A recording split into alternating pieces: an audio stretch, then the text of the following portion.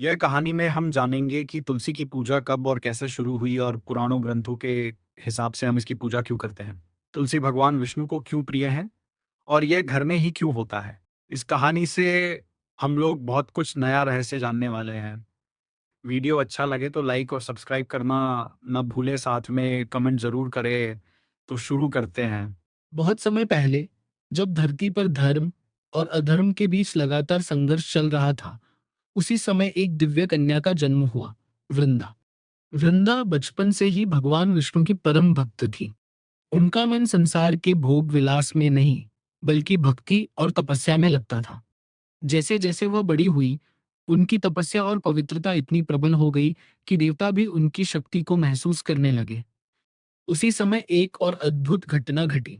भगवान शिव के क्रोध से उत्पन्न एक अग्नि ज्योति समुद्र में गिरी, जिससे एक शक्तिशाली असुर का जन्म हुआ, जालंधर। जालंधर बचपन से ही अत्यंत बलवान, तेजस्वी और महत्वाकांक्षी था। धीरे धीरे उसने तीनों लोकों पर अधिकार करने का सपना देखना शुरू कर दिया। भाग्य का खेल देखिए, वृंदा का विवाह जालंधर से हुआ। यह विवाह साधारण नहीं था। एक ओर था अपार शक्ति वाला असुर, और दूसरी ओर थी अद्वितीय पवित्रता वाली स्त्री। विवाह के बाद वृंदा ने पूरे मन से अपने पति की सेवा और रक्षा का संकल्प लिया। उनकी पतिव्रता शक्ति इतनी प्रबल थी कि जब तक वृंदा अपने धर्म में अडिग रहेंगी, जालंधर को कोई नहीं हरा सकता। जालंधर ने अपनी शक्ति के बल पर स्वर्ग पर आक्रमण कर दिया। देवताओं के राजा इंद्र भी उसके सामने टिक नहीं पाए। देवता हार गए, स्वर्ग पर संकट छा गया। चारों ओर भय और अंधकार फैल गया।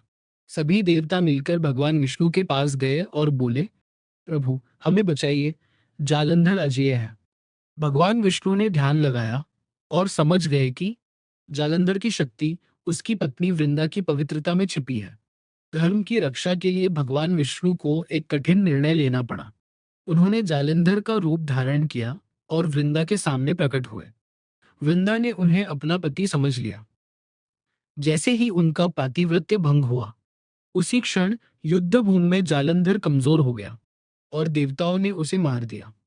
जब वृंदा को सच्चाई का पता चला, तो उनका हृदय टूट गया।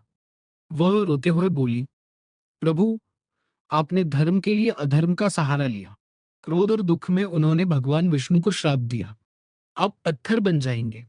इस श्राप से भगवान विष्णु शालिग्राम रूप में परिवर्तित हो गए। वृंदा ने अपने प्राण त्याग दिए। उनकी पवित्र आत्मा पृथ्वी पर एक पवित्र पौधे के रूप में प्रकट हुई। भगवान विष्णु ने कहा, तुम सदा पूजी जाओगी और मेरी पूजा तुम्हारे बिना अधूरी होगी। अब इस परंपरा का असली अर्थ समझिए। तुलसी को जल देना इक्वल्स जीवन को पोषण देना। यह हमें प्रकृति के प्रति कृतज्ञता सिखाता है।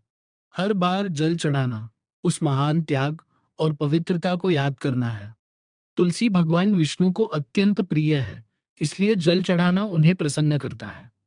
सुबह तुलसी के पास पूजा करने से मानसिक शांति और सकारात्मक ऊर्जा मिलती है। इस कहानी का असली संदेश सिर्फ पूजा नहीं है, शक्ति से बड़ी चीज है सत्य और निष्ठा। कभी कभी धर्म की रक्षा के लिए कठिन निर्णय लेने पड़ते हैं। प्रकृति तुलसी सिर्फ पौधा नहीं, जीवन का प्रतीक है। तुलसी को जल चढ़ाना एक साधारण क्रिया नहीं है। यह एक पूरी महागाथा, एक त्याग, एक प्रेम और एक दिव्य संबंध का प्रतीक है।